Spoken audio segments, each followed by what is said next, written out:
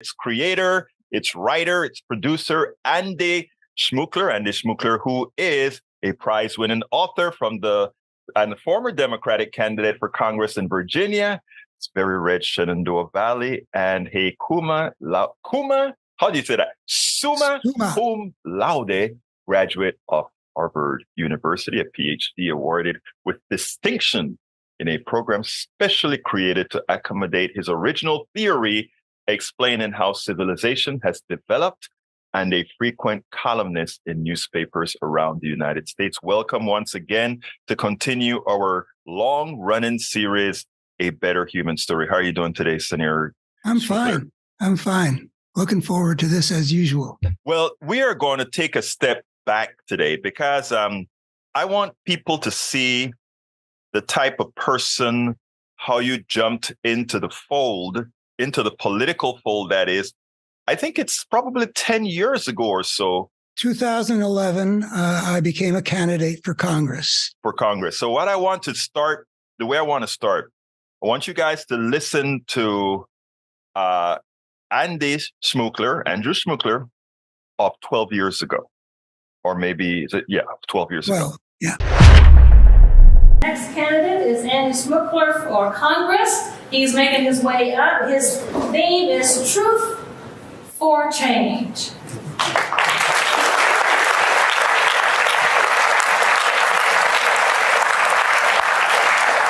So what's at stake in these contests we have at the national level? Will it be Barack Obama or Mitt Romney?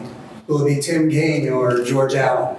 Will it be me or Bob Goodlatte?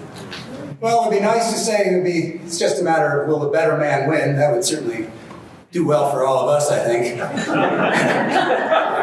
But it's a lot bigger than that.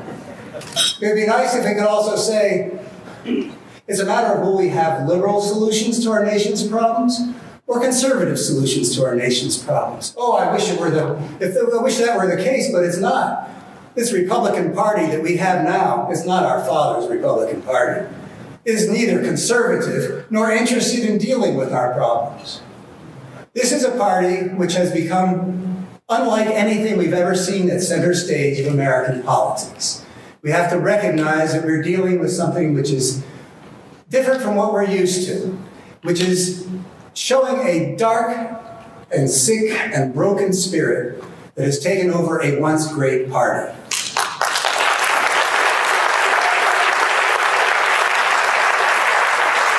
You can see this sick and broken spirit in various patterns that I've been spending my last 8 years observing.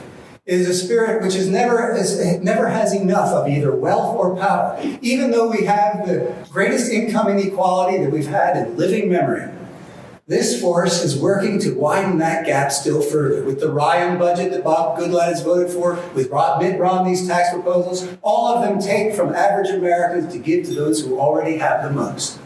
Even though we have a political system that's already been warped away from that one person, one vote, this force has given us a Supreme Court that's handed down that disgraceful decision in Citizens United, putting our government up for auction. All men are created equal is getting swamped by the almighty dollar. This is a force that makes a fight over everything. When Barack Obama tried to reinstitute cooperation as the dynamic in our political system by proposing Republican ideas as a solution to genuine American problems, all of a sudden, what they had proposed as cap and trade became socialism. What they had proposed as an individual mandate became unconstitutional. What they had proposed became called death panels. This is a force which is appealing always to the worst in people, not feeding our faith, hope, and love, but feeding our hatreds and fears. And it's a force which is consistently dishonest. All of its communications are coming from someplace other than something that is genuine in trying to impart something to other people that they themselves deeply believe. And that is their Achilles heel, because the only way a force like this can have power is by deceiving people into believing that they are something that they are not.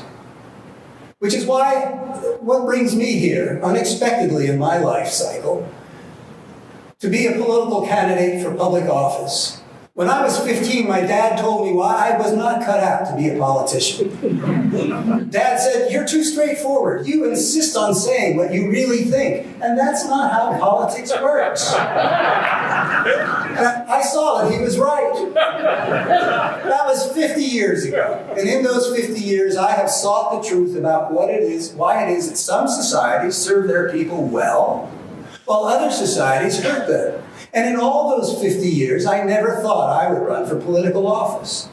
Until now. Now the dishonesty in our politics has become so bad, and the lies from this gang that's hijacked the Republican Party are so often defeating the truth, that I figure now is the time for someone like me that truth-telling needs its champions. And that's why I'm running to replace Bob Goodlatte.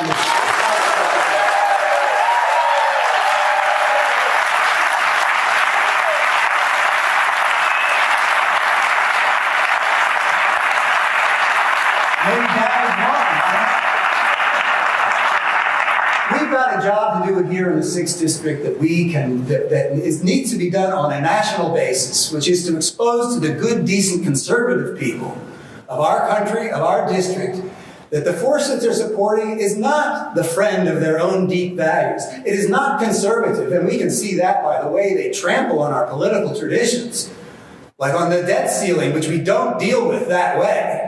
Like the filibuster that we do not use that way. A conservative understands you don't just sweep your traditions aside. You honor them, you protect them, they're there for a reason. But not this group, they're not conservative, they're not patriotic. We now know that even before President Obama was inaugurated, they met together to say, we're going to make this president fail. And I don't think there's been a single time that an opposition party has made that their priority, but especially in a time of national crisis, when we had 2 wars that they had botched, when we had a healthcare crisis that was bankrupting us from the federal government through the businesses to families, but especially in a time when the whole American economy and the global economy were on the edge of an abyss. You don't want the president to fail if you're a patriot. If the president fails, we only got one of them at a time, the country fails, and tens of millions of Americans suffering. No real patriot would ever want to do that.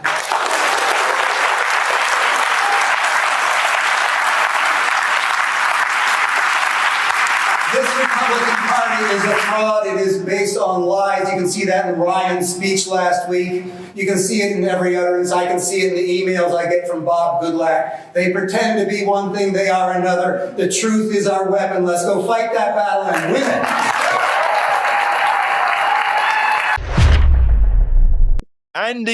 Andy, that was your first video, I think, that went viral. And it went viral at just the right time. Tell us a little bit about what got you into, first of all, deciding to run for Congress. Well, I had been watching the dark force taking over the Republican Party. You could go back to the early 90s when I was watching Rush Limbaugh poison people's minds, and that's what led me to do radio out here in the Shenandoah Valley, which I love doing, but we've talked about that before. But then in 2004, I saw something bigger and deeper, and we've talked about that. I saw, well, we talked about evil, we don't have to go there, but I saw that in 2004, and when Barack Obama was elected, I was so thrilled. I really felt that the country had been saved. I love the guy, but he really had no clue about what he was dealing with. And there's just stories. I sent him through the Baltimore Sun an open letter to Obama telling him he had to fight the fight he was elected to fight, not forfeit it. But anyway, so in 2010, I went to vote in the midterms, and my representative, Republican Bob Goodlatte, was running unopposed. I sort of registered that. Well, what a waste of a platform. You're not going to win out here. I mean, it's just not in the cards. But you can get attention. But why didn't anybody step up? But I wasn't thinking. I wasn't thinking about me. In that speech, I say my father indicated why I wasn't cut out to be a politician. Yeah, he said that you're too straightforward. You came too much to the point. You say what you really think, and that's not the way politics works, So I wasn't going to run, but then the next thing that happened was that in the lame duck session of Congress in 2010, I thought that Obama, well, let me just say, I concluded he is not going to do what needs to be done. He's not going to say what needs to be said. So, well, if he wasn't going to do it, and the Democrats in general have been lousy, we're lousy at it at that time, not anymore. Finally, as fascism is practically knocking at the gates, the Democrats are now speaking the way they needed to be speaking a long time ago. But anyway, I figured, well, why don't I step in? There's an empty platform there. So that's how come I decided to do it. And that is great. What I liked about the way you spoke in the video that we just showed there is you enumerated not only the hypocrisy, because we talk about the hypocrisy of the Republican Party all of the times. Yes, all parties have their level of hypocrisy, but there was this level of hypocrisy that you showed in the past, supporting responsibility, now not supporting responsibility with the Affordable Care Act having a mandate. You spoke about all these things that Republicans used to be for. And Obama, instead of adapting, let's say, a progressive way to accomplish things, he chose their method. The Affordable Care Act was a Republican bill. He's such a conciliator, right? That he thought that we can get this done in a way that brings Americans together. And so he with respect to climate change, it was cap and trade. Right. But all that was worthy. The thing is, they weren't interested in working with him to achieve things. And that became clear. I think I started writing about it in early April, and he'd been inaugurated in January. It was already clear, and he never seemed to get it. I don't understand that. So I wonder if he didn't get it or he just thought he could get past it. Interestingly, McConnell said, I think at the same time he was being inaugurated, he said his singular purpose was to ensure that President Obama was a one-term president. That came right out of the mouth of McConnell, and we have it on tape, So, I mean, I don't know where Obama was as far as, well, he just hoped he could get. The important thing, I think, to stress is, in terms of why I was running. My business has been the truth, the pursuit of the truth, find things that are true and important and not widely recognized, and put them out as best I can, right? Whether it's on the radio or an op-ed piece or a book. I mean, that's what I've devoted myself to. And here was this political party that was patently fraudulent, that was dealing in lies, and lacked integrity, and it wasn't being told to the American people that this is what it is. The reason it was gaining in power was because the power arrayed against it, the Democratic Party, seemed clueless. And we don't have to go into Obama, but anyway, in that speech I say, the lie is so often defeating the truth that now is the time that truth-telling needs its champion. And so I jumped in to try to expose in this very red area just what the people were supporting, which was something quite different from what they were being sold. Now, let me ask you something, Doctor. And I go back and forth a whole lot. And let me set it up this way. After we've had 4 years of Donald Trump as president of the United States, and everybody got a chance to see exactly who this person was, the evil that reigned within his psyche and his following. And see also just what the Republican Party was. The two go together. Right. After that if after that reality, and it keeps me. This one keeps me awake at night. Oh, I'm sorry. And it goes this way. He garnered an additional 7 million votes, and let me qualify that a bit. Donald Trump, 70 million. No, what I'm saying, he got, let's say he got 63 million or however million he got. I see. He increased the number of people. He increased by 7 million. And imagine Joe Biden now is the president that has received the most vote in America proper. All that means is that everybody was very keyed up for the 2020 election. I get it. But it's scary to note that had we just maintained Hillary Clinton's winning number, which she won in 2016, she would have lost. Yeah, we got to look at these things in terms of percentages. But the alarming thing is that in 2020, something like 48% of American voters voted for Donald Trump. Right. And that brings up, I don't know if you want to go there or not, but one, I'm very proud of that speech. It's nice. That's the key of the speech. I'm trying to say your speech spoke about, hold on a second. Your speech spoke about two important pieces. You spoke about the evil the evil and brokenness of the American society. You alluded to that in the speech. And then you actually brought out the known hypocrisy of the party. And then you and I always talk about the inherent goodness of most people. How did we garner that percentage of the electorate? What I wanted to say is there's a place in that speech where I expose that I don't understand something. I believed something when I gave that speech that that turned out not to be nearly as true as I thought.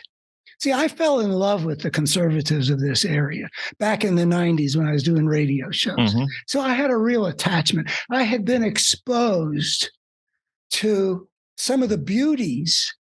In a healthy society, the conservative side of things and the liberal side of things will be in some sense equally filled with virtue and equally filled with defects. I got a chance to see the virtues of conservatism, and I appreciated it. So in that speech, I say, we've got to go out there in this district and in the nation and help these good, decent conservatives realize that this Republican Party is not the friend of their own deep values.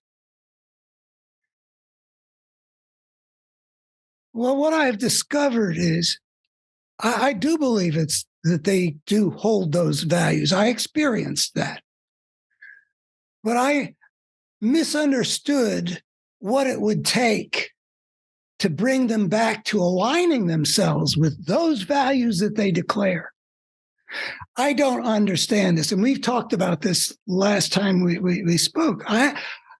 If you believe in good Christian values, how can you embrace a leader and a political party that are just the opposite of what Jesus preached?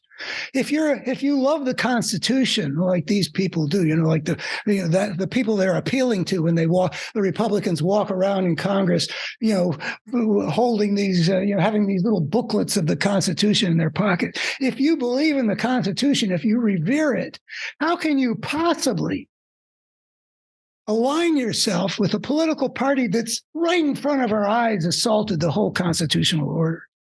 And I could go on with other things about conservative values that are directly opposed by the force that they support in the political arena. And when I gave that speech, I thought, if I could just, reach these people with a clear message and show them the truth. That Bob Goodlatte and as typical of the Republicans of that time and still was really He was talking. He was getting voters to believe that he was about something different from what he was about. We saw what he's a party hack for a party that had gone over to the dark side. So now, you said you misunderstood, and I wonder if it is that you. First of all, I don't think you misunderstood at all. You said something there when you talk about working with conservatives, seeing the value in conservatives and liberals. I've done some living room conversation. There's a group called Living Room Conversations where you sit down and people from different sides of the aisle get together and they have a civil conversation. And one of the questions they asked me from around the other table is, why is it that you engage conservatives? And I said, because I need them. And they said, why do you need them? I say, I need them because I need to backstop my thought process. I need to be sure that I want to hear all the spears coming at my thought process so that if I need modification, they would provide that assistance in stress testing my beliefs. And then they agreed. All the conservatives agreed with that statement. The progressives agreed with that statement. But the thing that, and I think you agree with that statement based on what you said. But there is this stuff called existentialism. If you believe you are your existential nature is in jeopardy. If your existence is in jeopardy, the things that you would do defies your own morals. Your thoughts? Well, when I did my radio show, I would introduce it by saying, let's talk with each other in a spirit of genuine inquiry and mutual respect. Right. As if we might actually learn something from each other. And I had a wonderful time doing that with conservative, traditional, fundamentalist, Republican, right, Confederate, something changed. I admire that you can sit down with the conservatives and if you're getting from them something that's useful to you in terms of like what you were saying that help you develop your own understanding, coming up against opposing points of view. That's what I was trying to do in the 1990s. I can't do that now. I have no interest in doing that now because what's happened between the 1990s to the conservative mind is something quite profound and I've got no patience. I found as time went by, it became impossible to have a constructive conversation, at least on my terms. Okay. I mean, we liberals like to say, well, they don't necessarily see the same thing as we see. So, nobody's got a monopoly on the truth. I'm not willing to deal with this set of issues today in those terms. I know some things and they are diluted in some ways. And I have found that there is no constructive conversation to be had in a dialogue form. So I have reverted, the dialogue form that I loved in the 1990s. Now I'm in monologue form. I put out a piece every week in the newspapers, which is an attempt to challenge them. I'm not saying I'm accomplishing anything. Maybe I am. I wouldn't know either way, because in that subculture, if you start to think, yeah, maybe this guy's right, you're not going to say anything publicly. There's no tolerance in that side for any kind of heretic, But I actually have doubts that I'm having any effect. I want to interrupt you right there because I want to caution you for one thing. No, you are having an effect. I don't remember how I found you actually, but it is after reading some of your material that I said that I wanted to get involved with A Better Human Story. But above and beyond that, I think it's imperative that progressive voices, whether you're doing it in monologue form as you are resound to doing it now, or whether you're doing it in dialogue form or any other form, I think like we attack a virus with two different avenues. That's what we have to do. I agree entirely. In our previous conversation, I said that we were going to have two Republican couples over for dinner. Right. Yeah. And we had a wonderful time. Oh, they did come. They did. Oh, yeah. It was, a little bit over a week ago. Okay. Everybody it was just fabulous. We did not talk politics, but to have that great human contact is part of healing the country. Now, doesn't that tell you something, Doc? Doesn't that tell you something? Well, what are you thinking? It tells me a lot of things, but nothing that contradicts what I was saying before. No, it's not about contradiction here. Okay, so what does it tell you? It is actually saying that, if we don't allow externalities to come in to throw out these differences, you could probably have dinner with that person 5 times a week and enjoy that person 5 times a week for the 95% of things that matter to both of you. I had a piece in the paper 2 days ago. Yeah, called "Good Propaganda and Evil Propaganda." Right, and it went into the whole Fox News exposure that's coming out of the Dominion suit. And I defined evil propaganda, and I lumped what we're seeing about Fox with Lily Riefenstahl's "The Triumph of the Will," but I do it deftly, Mm-hmm. But yeah, it's evil propaganda. Anyway, the same guy that we had a wonderful time together at dinner, not talking politics, as he often does, came online where my piece was appearing. The newspaper, yeah. Yeah, and gave a sort of not a refutation, but basically saying, well, the truth lies between two. And then he gave a big quote from the Federalist Society. Right. It was garbage. It was just garbage. And anyway, we did have that engagement in public. I responded to what he put on, and I actually wrote him 1,000 words publicly, laying it out. So we have the face-to-face. We're making the human contact and feeling very fond of each other. And then in the public sphere, we interact as civil warriors, adversaries. Now, let me ask you, did he respond to your response? Yeah, a bit. And what I got mostly from his brief response was, let's leave it at that. And that's actually, believe it or not, when you have a conservative that tells you, let's leave it at that, that is a very positive accomplishment. I want to ask you to go along with the blog here to send me a link to the post that you did in that particular post, because it's apropos. Write myself a note. Now, we're coming close to the end of this wonderful discussion, and what I'd like you to do for me is give me your thoughts about now that we've revisited your campaign. If you had to give that speech today, what would it sound like, given that you would still be running in a very red, I guess it's a plus 20 or so red district? Well, is the question, what would be my campaign? This was a big Labor Day banquet where I gave this. Right. So are you saying, let's say it's Labor Day 2024. I'm back on the ticket, and you want that guy that you had dinner with.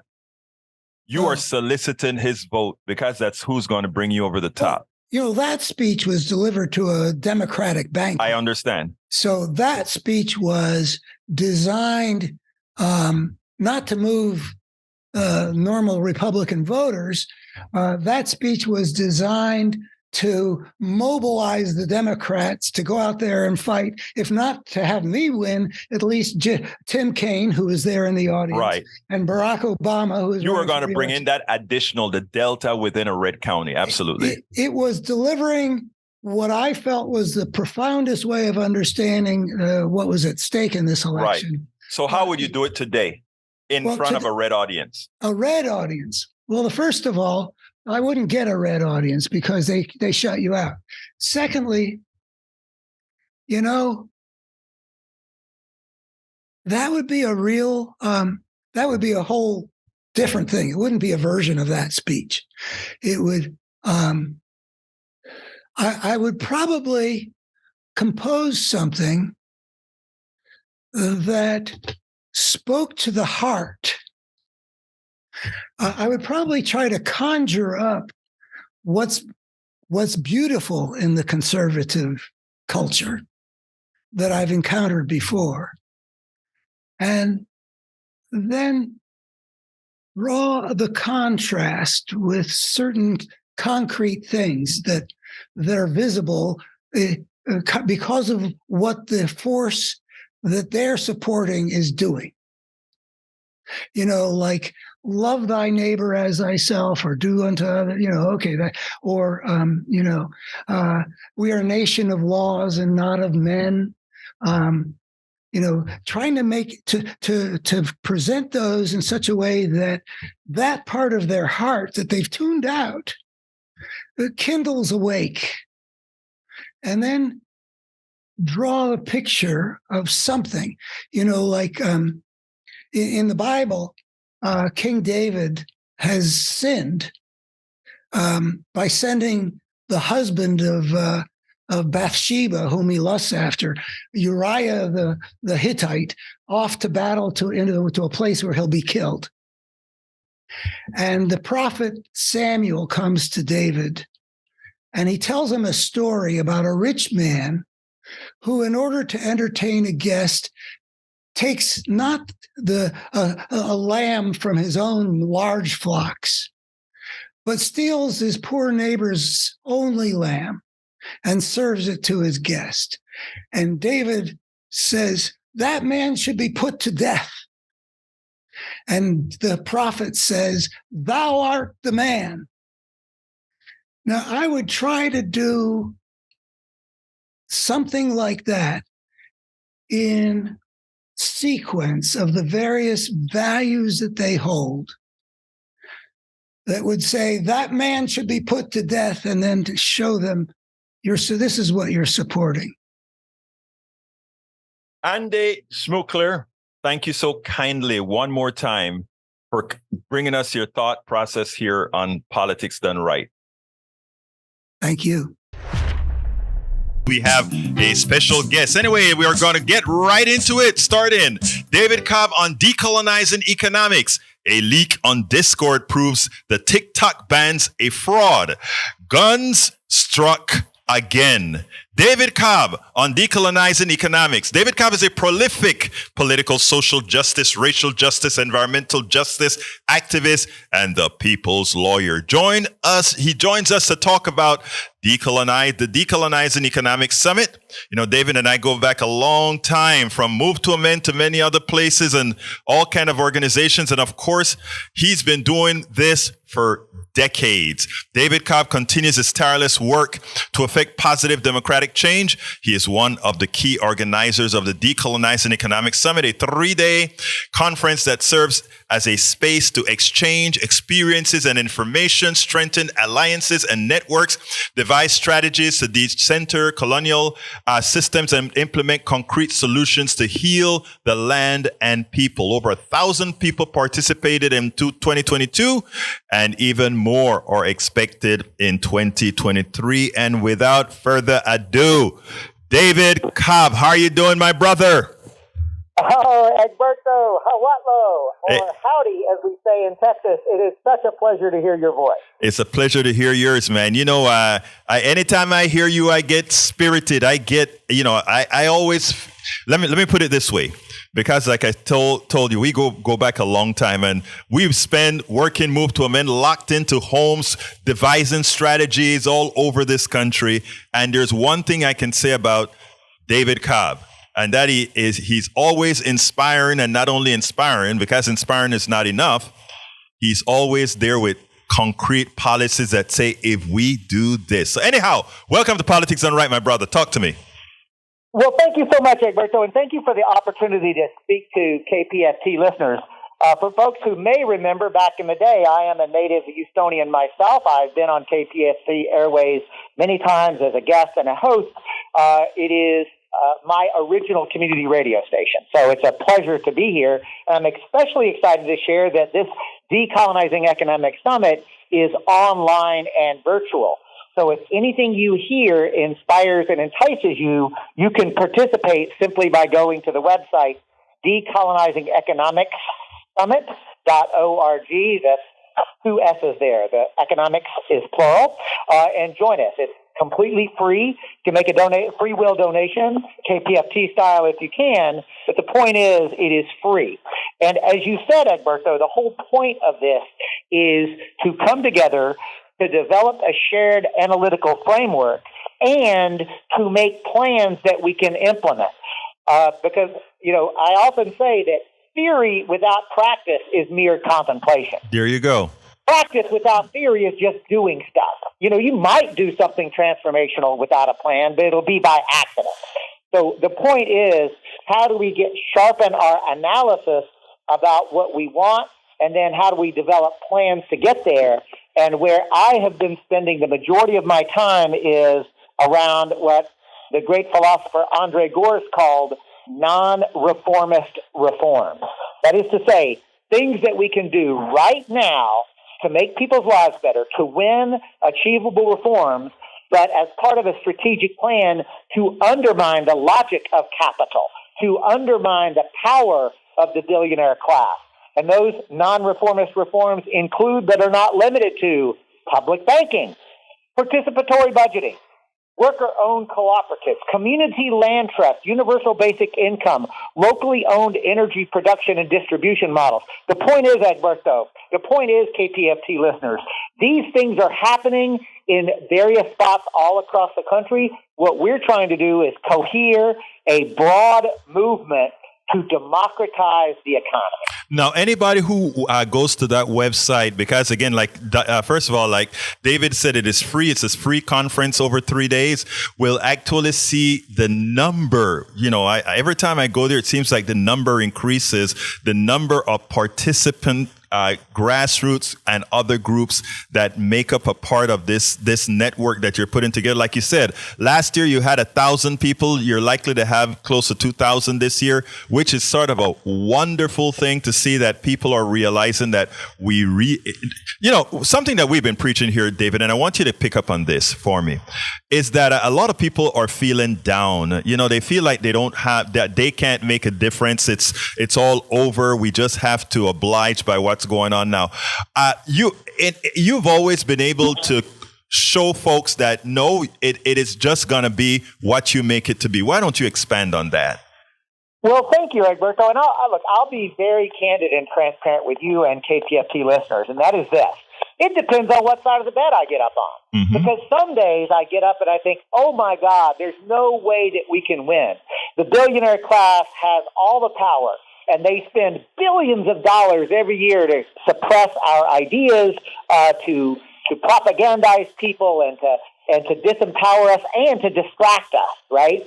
There's just no way we can overcome that. But then other days I get up on the other side of the bed and I think, there's no way we can lose. It takes them billions of dollars to try to keep people so distracted from what they really want in their hearts, what they know in their head we really need. So I intentionally try to get up on that side of the bed every day with the knowledge that people before us have faced even more insurmountable odds. And I mean that clearly. Like, let's look at it. From the abolition of slavery, women getting the right to vote, the creation of the Social Security Administration or unemployment insurance, workers' compensation laws, pure food and drug laws, the labor movement. For goodness sakes, Egberto, the entire history of this country has been people who faced, bluntly, longer odds than we're facing now. And by engaging in serious strategic thinking, collective organizing, they made transformational change. We can do it too. Absolutely so. And, when you said it depends on what side of the bed you get off, right? I'm like, well, somehow it must be that I only find you when you get off on that other side of the bed. Because I've never heard the other part before. It depends on what side of the bed I get up. But, the truth of the matter is that I am starting to see effectively over the last several, and not only the last several months, but over the last several years, a larger percentage of people engaging, which is, I remember you and I sitting down talking, and you said, Egberto, if we get to, I think the number was 3%. You said at 3%, we really have that movement that's actually that's actually probative. Your thoughts on that, or your comments on that? Yeah, well, that 3% comes out of the work of Gene Sharp, who studied revolutionary processes. And I want to, in the spirit of the great African revolutionary Amilcar Cabral, mask no difficulties, tell no lies, claim no easy victories, because we are seeing a 3% tipping point of folks, not just who agree with us, but who are willing to collectively act in concert. I'll tell you this, Egberto, the left, and I mean explicitly the left, not just soft left liberals, but the left, I believe we have enough power and capacity to greatly influence the U.S. empire. I don't think that we're in a position to overtake it at this moment, but we could absolutely have so much more import and effect. But the problem is that we are not sufficiently coordinated. Right. We don't really know each other, and we don't have a program and a plan, right? Exactly. So that's part of what this Decolonizing Economic Summit is to bring us together into deep strategy around this. The second thing I want to be candid about is the far right and the fascists are equally approaching that 3% of folks who are ready to throw down. Oh. I say it with clarity and no happiness, but with sincerity. I believe that we are witnessing the neoliberal center collapsing, and there's either going to be some version of what I'll call eco-socialism or a decolonized return to power with regenerative economics and collaboration and sustainability, or some version of fascism. I just don't see, in this historic conjuncture and in this moment, those two things being able to coexist. One side or the other will be the dominant narrative of this country and indeed of the world. The thing that concerns me the most when we as we are talking these issues, right, is what a large percentage of the population that doesn't see what's really getting ready to happen, and a lot of it has to do with us being centralized solely here in the United States and not seeing all the other things that are occurring throughout the world that shows that we're in trouble. Your thoughts? Well, I am glad you brought it up and said it so explicitly. Here's my big picture view, Egberto, that we are at the beginning of a global ecological collapse. It's not coming, it's here. It's in the beginning stages of true collapse. But wait, there's more, because we're also not just at late-stage capitalism. This is end-stage capitalism. Right, Richard. And by that I mean there's always been internal inherent contradictions of capitalism. But I'm saying something different. I'm saying that today, with automation, technology, robotics, that what we're seeing is the mass transformation of social, political, and economic relationships. The ruling elite can no longer extract the surplus value of the worker for profits because we are moving into literally laborless or workerless production. It's beginning. The digital fabrication world, this new era, the reason that you're seeing fascism emerge now is because of the political crisis that's coming. We have an ecological crisis, we have an economic crisis, and those two crises are creating a political crisis. And the political crisis is not that, the ruling class cannot solve racism or sexism. The ruling class in this political system was never designed to do that. I'm saying something different. I'm saying that the current political system cannot actually maintain order. That's why we're seeing the January 6th insurrectionists.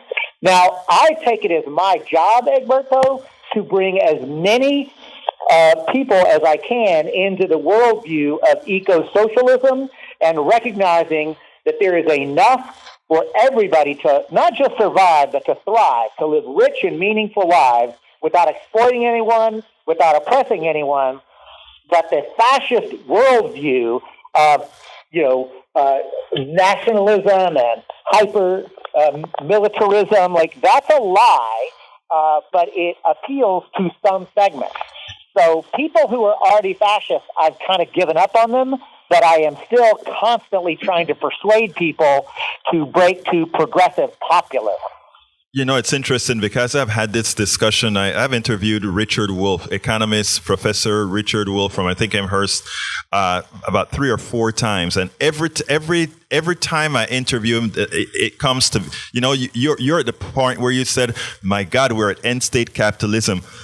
And every time that I've spoken to him, each time, probably 6 months apart, he comes closer and saying, we're almost there. And we take a look at what's happening on the banking system right now. I have a young man, Patrick, that's going to be discussing this issue called the con that we have going on in our economic system. That's all provable, And when you state it, and that you're doing a conference, a summit, to kind of highlight these issues with people, I think it's very important. Tell us a little bit about this summit again for those who are maybe joining us late, because I think this is important for people to get there. And also, what happens after the summit? Where can people find the information that was developed throughout the summit? Well, thank you for that. And I'm happy to tell you that Professor Rick Wolff will literally be on a panel with our good friend Kali Akuno of Cooperation Jackson and others on the subject, what is to be done. Right. And we'll also have Emily Kawano, co-coordinator of the U.S. Solidarity Economy Network. Mm-hmm. We'll have a host of national leaders and thinkers. Decolonizingeconomicsummit.org is an online invitation to strategize what is the world that we want to live in and how do we get there. How do we both decolonize and also meet people's material needs right here, right now? And I'm also happy to tell you, if you register, it will put you in line to get the recorded sessions of every single one of these sessions. So folks, don't forget, register where again for that free conference?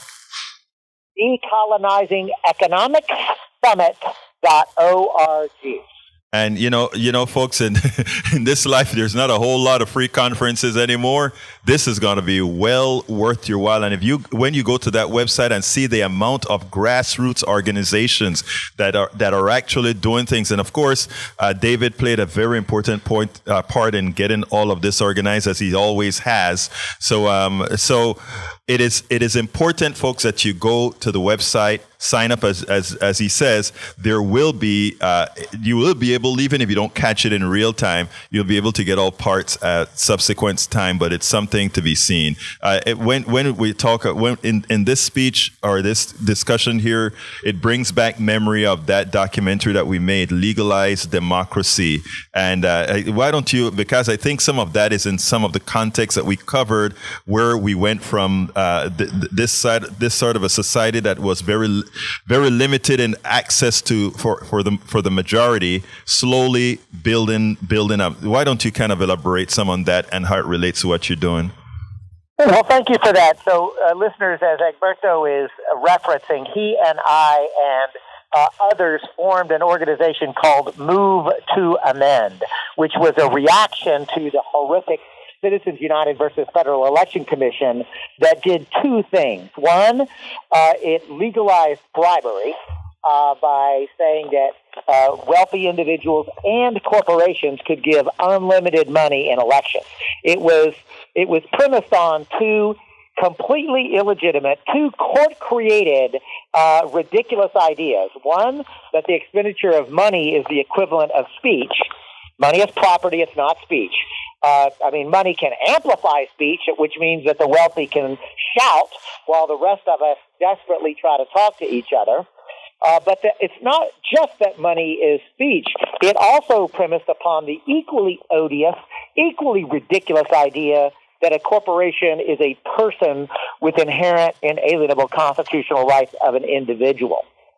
So legalized democracy was an effort to teach people the history of not just corporate power, but corporate rule, how the concept of corporate constitutional rights, so-called corporate personhood, has literally made it illegal to have genuine democracy. Because, Egberto, no matter how hard we fight uphill battles to try to get good laws passed, and that's hard enough. But even when we do win them, then corporate lawyers can go into court and argue that those laws have somehow violated the constitutional rights of corporations. That doctrine has been used to overturn environmental protection laws, worker safety laws, public health laws. There's a whole series of them. And deeper still, Egberto, that concept of the threat of corporate personhood has completely diminished most people's ability to think about what is possible. So part of what we're doing at decolonizingeconomicsummit.org is to say, no, we have a vision for a completely different world and a plan to get there. And we're going to have to confront the illegitimate doctrines of corporate constitutional rights just as clearly as we had to overturn the outrageous idea of separate but equal, or the idea that women are not people. Like, at the end of the day, we're talking about peaceful revolution. Absolutely. So, folks, I want to give a little bit of context to something that you said there with the corporate personhood. That, when we talk in that terminology, David, sometimes we say corporate personhood or corporations as persons, and people don't quite get it. I just want to illustrate to them. I don't remember if this is one of the things I had in my book or not, but I told them that I usually specify that a corporation, if we the people pass a law, local law, state law, that allows, that prevents a corporation from doing something that we feel is materially wrong for our community, that corporation can turn around and sue as a person that what we are doing is infringing on that corporation's ability to make money or do whatever, and we are liable for said damages as taxpayers to give that private corporations because we abridged their rights. Correct? That is exactly right. And Egberto, I want to lift up the fact that Egberto Viles is not a lawyer. He's a smart person, but has just profoundly and astutely and accurately described that legal concept. And it's ridiculous, right? Remember, Egberto and KPFT listeners, that corporations are artificial entities that are created only through the state chartering process. Anybody can form a business, but if you want the privilege, not the right, if you want the privilege of limited liability, which is literally to say we're limiting our liability to expose for legal harms or remedies that we may cause, if you want that privilege, then only the state legislature, through a governmental action, can grant that privilege. So there is no reason that we, the people, through our elected state representatives, cannot say, if you want this privilege, you do not have, as a group of investors or shareholders, the collective rights. Individual humans have rights, Egberto. Corporations are artificial entities. They're tools, nothing more. They can be used for wonderful things, but more and more, the transnational corporations are used for horrific things. Great. Well, before I ask you to give us a closer, I want to see if Tori has anything to ask you. Tori is always a good listener. He's doing the engineering for me today, and he loves the work that you do. So go ahead, Tori. Oh, I've just been a big fan of David Cobb from back when he used to live in Houston, and I remember when he was running for president in the Green Party. I mean, this guy is just extremely impressive, his energy and commitment to all things good. And David, you were my favorite Green Party candidate of all. Well, that's an incredible compliment, and especially, I'm not going to out you and your politics by using any descriptive words, but I can say Tori is not usually inspired by any electoral process or a candidate. So I take that as a high compliment. It's funny, David, I was about to say that. I was about to say, if you're getting a compliment from Tori, you must have been or you must be impressive. Well, you've been out of the loop for a long time, Dave. I haven't seen you in Houston, and but since this is like from before Bernie got into the national scene running for president. But I've been a Bernie guy for a long time now. So anyway, give me a closer, David. Let's get on to the other subject. But I will go ahead and let us know how people can get involved with this again. Again, it's the Decolonizing Economics Summit. Cleverly, our URL is decolonizingeconomicsummit.org. It's a free conference. Over 1,000 people last year. We expect to double that this year. Come and join theorists, strategists, practitioners who are not just thinking about, but actually doing the work to build from the bottom up eco-socialism from below, an ability to actually engage electoral politics without becoming electoral fetishists, to build the movement that we so desperately need and so richly deserve to transform this society. And I'm going to say not just to create a new society, but return to the society that we lived in before the enclosure movement, before capitalism and industrialism. Remember, Egberto, remember KPFT, every human being alive today descends from indigenous people. It's our birthright to be in right relationship with each other and with land and sea and our relatives, other living creatures. Well, David, in our chat here, Alistair said, "Hey, brother, I just registered." So, Hey, thank you so much. Absolutely. Let me tell you, David, it's always my honor to speak to you. I intend to have you on a hell of a lot of times because, we need to make sure that people know that they are already empowered as American citizens to be what they want to be and to have what they've earned. So thank you so kindly for having me. No doubt about it. I'm going to conclude with this, Egberto. Yes. But it doesn't just have to be during elections, right? Absolutely. It shouldn't be only politics to play, but this work needs to happen in between elections. My God, I'm glad you brought that up. Folks, we are supposed to be working continuously on guiding, speaking, learning, educating, all of us all together. All right, brother. You have a great one. Opportunity. Thanks, Tori. Have a great one. Bye-bye. David Cobb and Andrew Schmookler, two important voices in the progressive movement.